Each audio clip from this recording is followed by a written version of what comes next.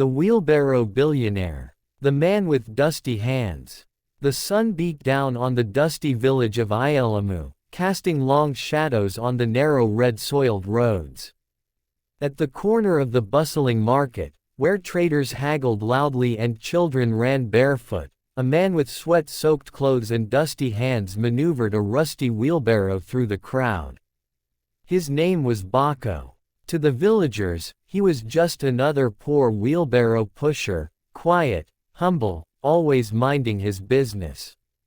His skin glistened under the sun, his muscles firm from hard labor, and yet his tattered clothes disguised the regal bearing in his posture. "Move that thing out of my way, you lowlife!" shouted Mama Chichi, a market woman known for her loud voice and sharp tongue.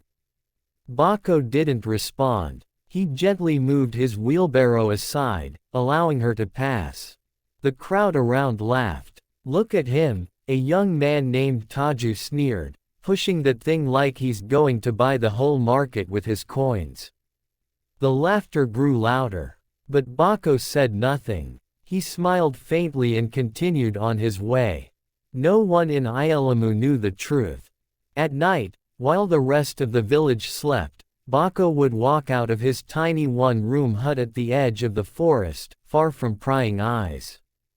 He'd change into a clean, crisp shirt, walk to a black SUV hidden under tarpaulin, and drive an hour to the city, where he owned several companies, real estate properties, and even a private club. By morning, he'd return before the first cock crowed, donning his worn-out clothes once more. He wasn't just hiding, he was watching. For years, Bako had wanted to find something real people, real friendships, real love. Not the fake smiles and gold-digging eyes that followed his billionaire status in the city. And so, here he was, pushing a wheelbarrow, blending into the background, watching how people treated a man with nothing. One evening, after the market had closed and the sky turned amber, Bako noticed a young woman struggling with her crates of unsold vegetables. She was new to the village, quiet, polite, and unlike the others. He approached her. "Need help?" She looked up, surprised. I can manage." He didn't insist. He simply stood nearby and waited as she tried lifting the heavy basket onto her head, but her hands trembled. Without a word, Bako took the crate and placed it in his wheelbarrow. "I'll walk you home." She hesitated, then nodded. As they walked, the villagers whispered and mocked from afar. "Now he's trying to impress her." One woman chuckled. "Poor man has dreams." But the girl didn't care. And that made Bako look at her a little longer. He didn't even know her name. Yet, the wheelbarrow billionaire. Her name was Zara. The path to her home was quiet, lined with neem trees and whispering grass. Bako pushed the wheelbarrow silently, his hands gripping the rough wooden handles as the wheel squeaked under the weight of the vegetables. The girl walked beside him, stealing glances at him when she thought he wasn't looking. After a few minutes, he broke the silence. "I've seen you around. You're new here." She nodded, brushing a strand of hair behind her ear. "Yes. I moved here 2 weeks ago. From the city." That caught Bako's attention. "From the city. Big change," he said casually. She smiled. "It is. But peace is better than luxury sometimes." That made him smile too, more than she could see. Finally, someone who spoke like she understood him. They reached a small compound at the edge of the village, neat, modest, with flowering plants and a little clay water pot by the entrance. It was clear she took pride in her space. "Thank you," she said as he placed the crate gently by her doorstep. "You're welcome," Bako replied. She hesitated, then extended her hand. "I'm Zara." He shook it. "Bako." Their eyes met. For a brief second, it felt like the world slowed. From behind a curtain, a pair of eyes peeked through. Her aunt, old Mama Deo, watching with suspicion. Later that night, as Bako returned to his hut, the voices of the villagers echoed in the air. I saw him walking with the new girl. Poor girl doesn't know he's a nobody. She'll soon see his true worth, zero. But Bako had stopped listening to gossip a long time ago. What mattered was Zara. There was something about her, honest eyes, gentle spirit. She hadn't mocked him. She hadn't asked for anything. She had even thanked him, something rare in Ielamu. That night, after showering off the dust, he dressed in his city clothes and drove to his downtown office building. Inside, his secretary greeted him, "Mr. Bako, the board is waiting." He nodded. The conference room was full, investors, managers, and analysts.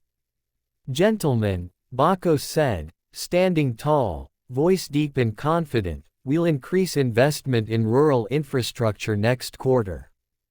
The pilot will begin in a place called Ielamu." The room went silent. "Ielamu, sir?" one man asked. "Why there?" "Because that's where the real future lies," Bako answered with a small smile. When the meeting ended, Bako walked to the top floor of the building and stood by the window, looking out over the glittering city lights. But his mind was on a girl named Zara, and the villagers who laughed too easily. They didn't know who he was. Yet, the village gossip spreads. By sunrise, Ielamu was buzzing. The small village thrived on two things: market sales and gossip. And this morning, gossip won. "I saw him escorting her home," said Titi the tailor, as she stitched a faded wrapper by her shopfront.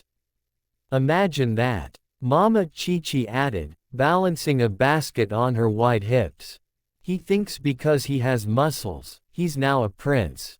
Laughter followed. The entire village seemed amused that the poorest man in Ielamu was chasing the new girl from the city.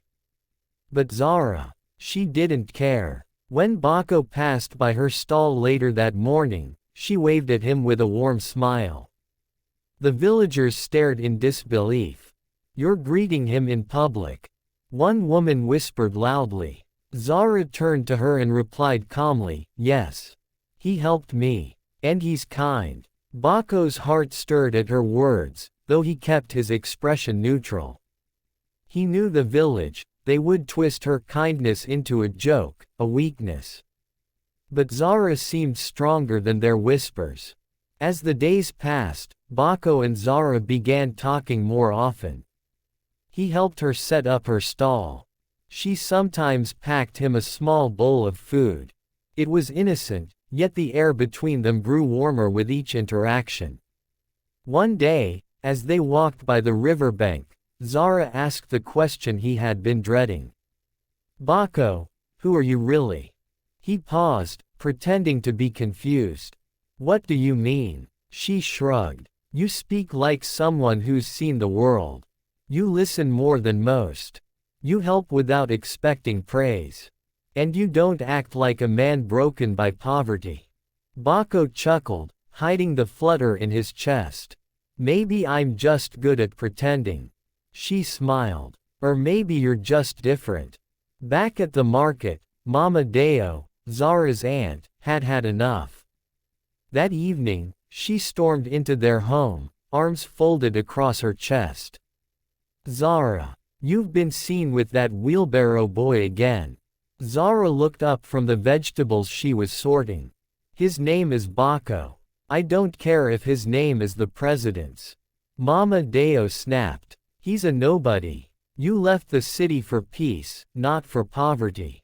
Zara stood her ground. "He treats me with more respect than most men I knew in the city." "That matters." Mama Deo hissed and stormed off. Meanwhile, Bako sat on the porch of his hut, watching the stars. He knew it was time.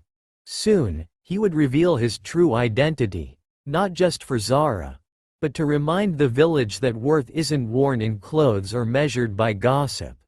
He would shake the very soil of Ielamu. and the laughter they poured on him, it would soon catch in their throats. The letter from the city. Morning in Ielamu broke with birdsong and market chatter, but this time, something strange swept through the village like wildfire. A dark, sleek car rolled slowly into the village square, shiny like oil, tires barely stirring the dust. People stopped. Mouths dropped open. Children ran after it, pointing. The villagers had never seen a car so expensive up close. It parked near the chief's compound, and a man in a sharp navy suit stepped out, holding a briefcase. His eyes scanned the area, as if looking for someone. "Who's that?" Mama Chichi asked, shielding her eyes from the sun. "No idea," Taju replied. "But that car costs more than this whole market." Everyone watched as the man asked a few questions, then walked straight to Bako's small hut at the edge of the village. Knock, knock. Bako opened the door, dressed, as always, in his tattered shirt and dusty shorts. The suited man nodded. "Sir, the board approved your instructions. Here's the paperwork." Bako took it without flinching. "Thank you, Ao." The villagers who had followed the man gasped. "Did he say sir? Board? What board? Why is a man like that delivering papers to Bako?" Bako stepped outside, holding the envelope. His eyes swept over the crowd, then landed on Zara's familiar face among them. She looked confused, uncertain. He didn't say a word. He just walked past the murmuring villagers, pushing his old wheelbarrow to the market like it was any other day. But inside the envelope was a plan that would turn Ielamu upside down. Later that evening, as the village calmed down and the sun dipped behind the hills, Bako made his way to the chief's palace. He handed the envelope to the old man himself. Chief Malamo frowned as he read the contents. "You wish to purchase a portion of our land. To build what, exactly?" "A modern agricultural center," Bako replied. "With storage, irrigation, and a training facility. It will create jobs. For the youth. For the women." The chief narrowed his eyes. "And who will fund this?" Bako smiled gently. "I will." The chief looked down at Bako's clothes. "You?" "Yes." The silence stretched. Then, the chief leaned back and laughed. Bako, are you mad or just playing a big man's fantasy?" Bako didn't flinch. He reached into his pocket and handed the chief a business card. It read, "Bako Adewale, CEO, Adewale Group Holdings." The chief stopped laughing. At that exact moment, word began to spread like fire across Ielamu. "He's a billionaire. Adewale Group. They own hotels. Did you hear? He's building something for us." Zara sat outside her home, the wind brushing through her hair, the stars blinking above. And then she saw him approaching, no wheelbarrow, just his calm steps and gentle face. He stopped in front of her.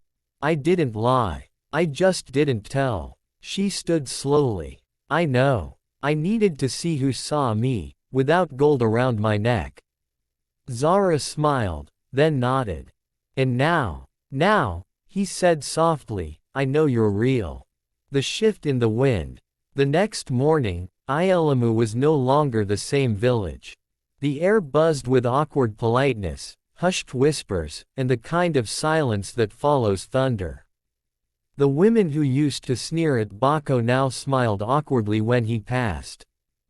"Good morning, Bako." They'd greet in sing-song voices. He would nod politely but didn't stop to talk.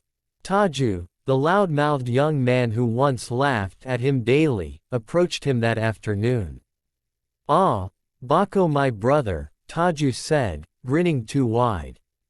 "So you were just testing us, Smart man. You really caught us off guard." Bako raised an eyebrow. "I wasn't testing anyone. I was just living." The smile on Taju's face twitched, then faded. Even Mama Chichi, who had once insulted him in front of the whole market, now sent him free pieces of fried plantain every morning. You know, Bako, she said sweetly, I always knew there was something special about you. He gave her a dry smile. You shouted at me last week for breathing too close to your onions. She laughed nervously. Ah, my mouth. You know it's faster than my brain. Meanwhile, Zara watched everything unfold from the corner of her stall. She had never been interested in titles or wealth, but the sudden shift in everyone's behavior unsettled her.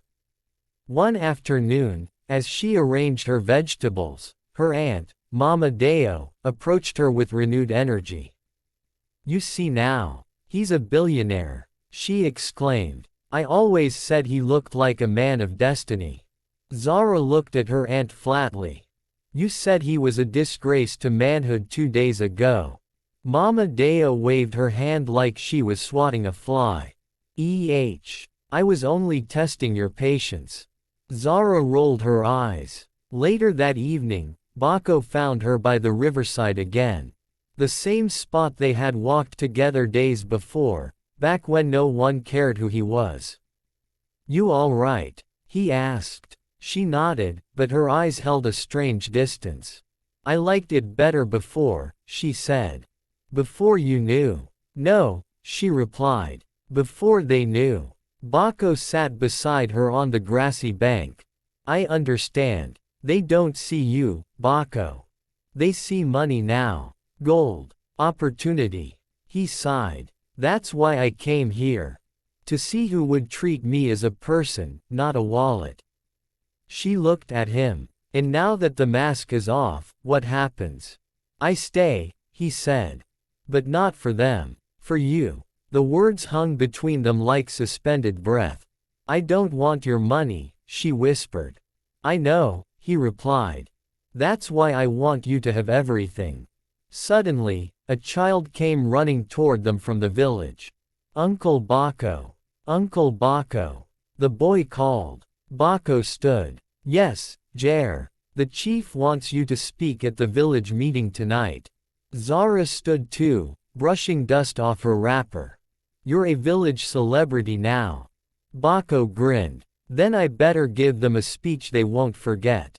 As they walked back together, side by side, the village watched them, some in awe, some in envy, and some with regret. The wheelbarrow was gone now, but its memory lingered in every eye that had once looked down on him.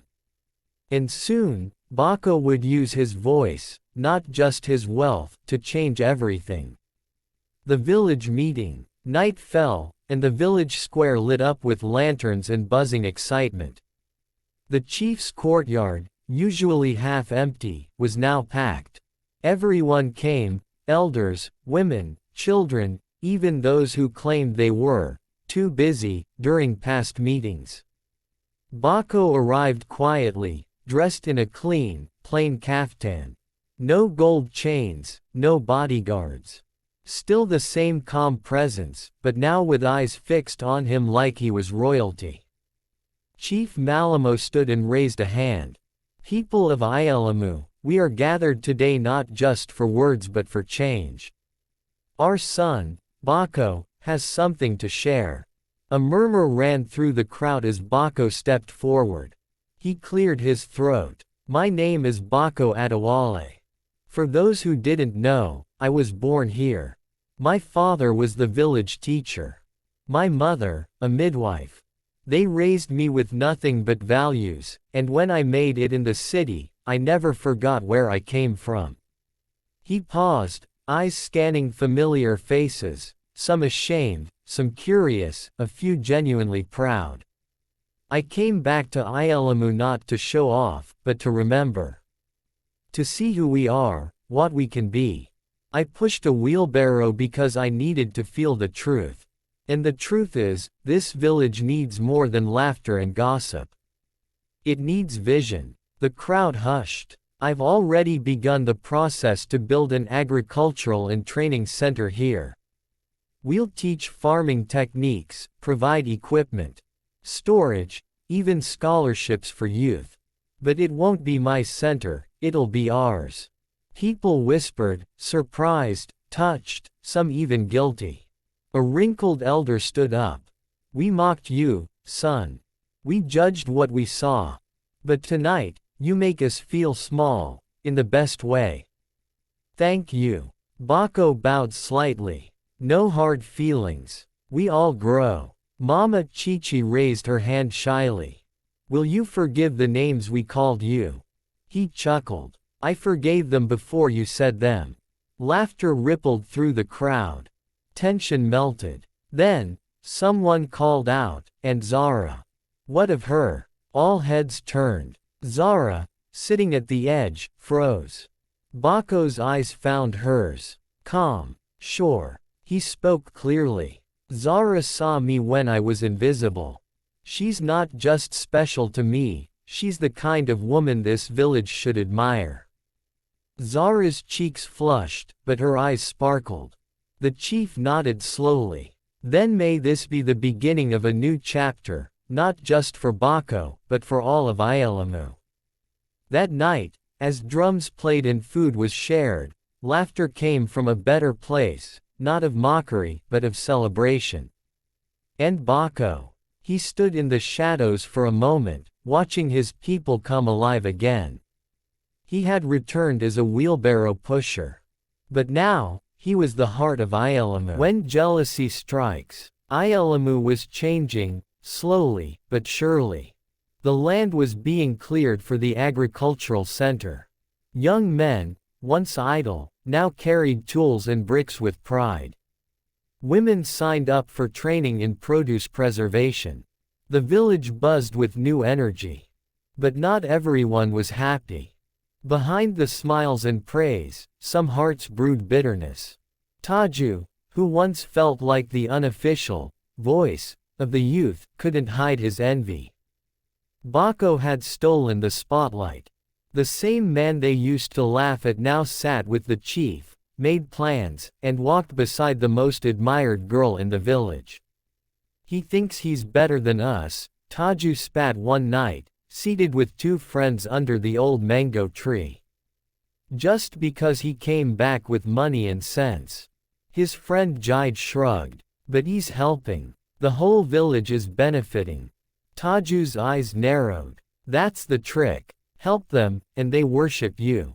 But one day, they'll see he's not as perfect as he pretends to be." Whispers began to spread again, this time, darker. "Is it true Baco never visits his family's grave? I heard he never gave a kobo to the poor until now. Maybe he has city scandals, things he's hiding."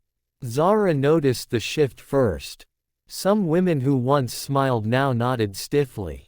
Even Mama Deo, her aunt, had started again. "You think he's a saint? Wealth hides many secrets, Zara. Be careful." Zara confronted Baco by the riverbank, the same place their honesty often flowed. "They're talking," she said quietly. "I know," he replied. "And you're calm." "Zara," he said, turning to face her, "a lion doesn't answer every barking dog. They bark because they don't understand his silence." She smiled, despite herself. "Still, it hurts." "It does," he admitted. "But change always cuts through pride before it heals." Just then, a boy ran toward them breathless. "Uncle Baco! Uncle Baco! Fire! At the market! Mama Chichi's stall!" They both bolted toward the center of the village, where smoke twisted into the sky. Flames licked through two stalls, and villagers rushed with water buckets, shouting. Baco didn't wait. He ran into the fire, pulling sacks of goods away from the flames. Zara helped, coughing but determined. Finally, the fire was out. Some stalls were damaged, but no one was hurt. As Baco stood, his shirt soaked in sweat, villagers watched him with new eyes. He hadn't hesitated. He had risked everything, again, for people who barely deserved him. That night, under a full moon, the chief sent for him. "We suspect it was not an accident," the old man said. "There are whispers of jealousy." Bako didn't react. "Let them whisper." The chief nodded slowly. "But be careful. The brighter the flame, the more shadows it casts." Bako stepped outside, where Zara waited. "I'm not going anywhere," he said. "I know," she replied. "But from now on, I'm standing beside you, even in the fire." The mask comes off. The morning after the fire, Ayelamu woke up in a strange stillness, like the air was waiting for something. The charred wood of the market stalls still smelled faintly of smoke, a reminder that not all battles are fought with fists. Bako arrived early with building materials and carpenters. He paid for the repairs without a second thought. The villagers watched in awe, but Taju watched in anger. That evening, Taju called a small group to the corner of his compound. Lanterns flickered. His face was tense. "We've lost our place," he hissed. "That man walks like a king, and the village bows. Are we now slaves in our own land? Then what do we do?" Jide asked nervously. Taju leaned forward. "We dig. We find something. Anything. A man doesn't get rich clean. There must be secrets." 2 days later, Taju returned from the city, his eyes gleaming with the excitement of poison. He had spoken to someone who claimed to have worked briefly at one of Bako's companies. He was involved in a scandal, Taju announced at the market. A deal gone wrong. Millions vanished. People were fired. Gasps erupted. Bako arrived just in time to hear his name being dragged in the dirt.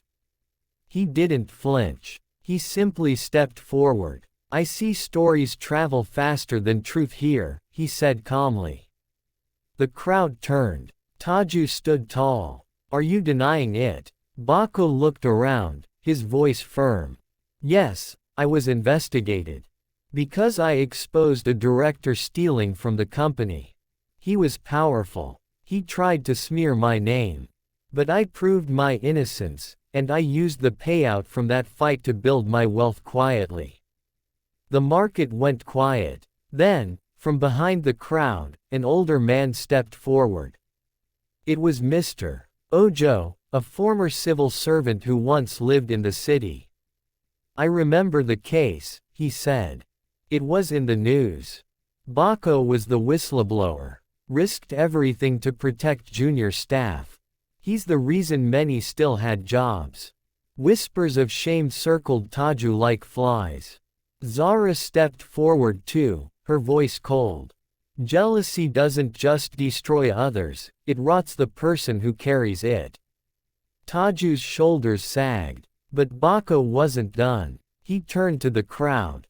"This isn't about me. This is about what we choose to be.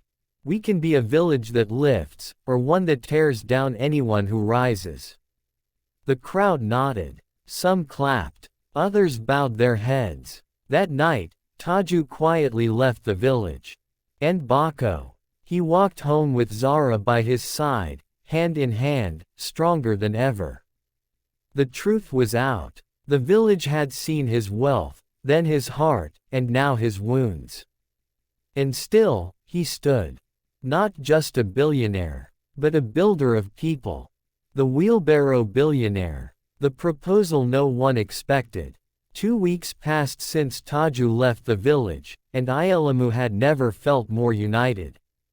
The market stalls had been rebuilt stronger. The training center's foundation had been laid. Youths were lining up to learn. Even the chief had started calling Bako, our son of destiny. But while the village celebrated progress, Bako had something else heavy on his heart. Love. He had seen how the villagers now respected him. But respect meant little if it wasn't rooted in truth. And there was only one person who had seen him, really seen him, before the world did. Zara. He invited her to walk with him one cool evening. The sky was streaked with orange, the river calm and whispering. The same spot they always returned to. "You've been quiet today," Zara said, glancing sideways at him. "I've been thinking," Bako replied.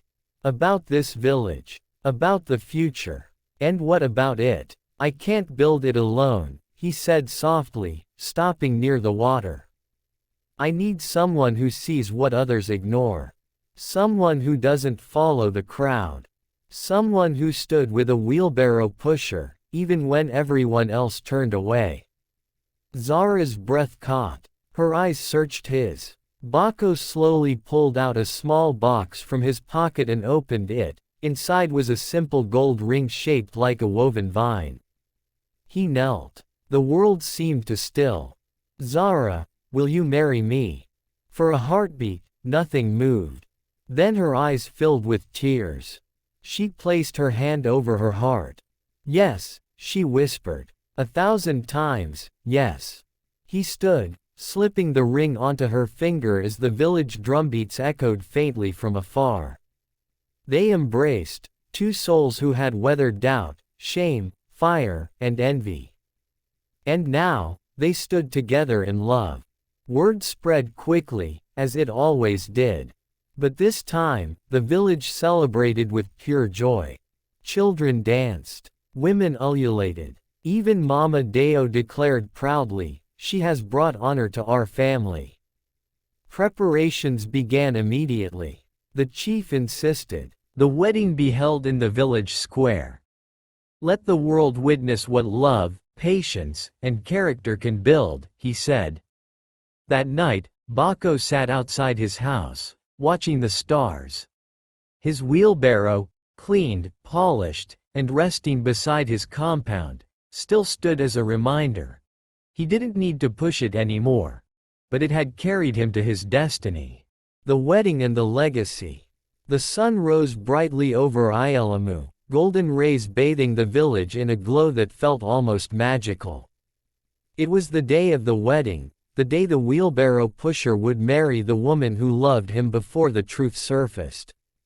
The village square had been transformed. Palm fronds danced in the breeze, colorful fabrics were tied from tree to tree, and the scent of roasted yam, pepper soup, and jollof rice filled the air. Drummers tapped rhythms that echoed through the hills. Bako stood tall in a deep emerald green agbada, his cap resting perfectly on his head. He wore no gold chains, no rings, only a humble smile and a heart full of gratitude. Zara arrived moments later, dressed in coral beads and an ivory wrapper that shimmered in the sunlight. Her beauty stunned even the elders. But more than her looks, it was her poise, strong, graceful, and genuine, that made everyone stare in awe. The chief presided over the ceremony. "Today," he said, "we do not just join two people. We seal a story, of humility, of love, of transformation. May this union remind us all that worth is not worn, it is lived." The vows were simple, honest. No grand speeches. Just two hearts promising never to forget where they came from. When Bako kissed Zara, the village erupted in celebration. Children threw flower petals, women sang, and men drummed with such joy that even the trees seemed to sway with rhythm. Later that night, as the stars appeared and the fire crackled, Bako stood before the villagers once more. "I was once mocked here," he began. "Not because I failed, but because I looked like failure." He paused. "But sometimes, the diamond hides in dirt. And true wealth is not money, but meaning." He turned to Zara. "She gave me meaning. And now, I want to give that back to all of you." The crowd leaned in. "I've set aside a fund. Every child from Ielamu who wants to attend school, primary, secondary, or university, will have their tuition paid." Cheers burst like thunder. "And there will be jobs. Real ones. Within months, the agricultural center will open. No one will need to leave the village just to feed their family." Zara stepped beside him and smiled at the crowd.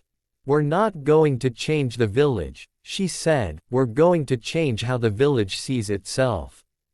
And just like that, Ayalamu was reborn, not through money alone, but through vision, compassion, and the power of second chances. The wheelbarrow still stood in front of Bako's home. Not forgotten, not discarded, but honored. Because it had carried not just goods, but a dream. The end.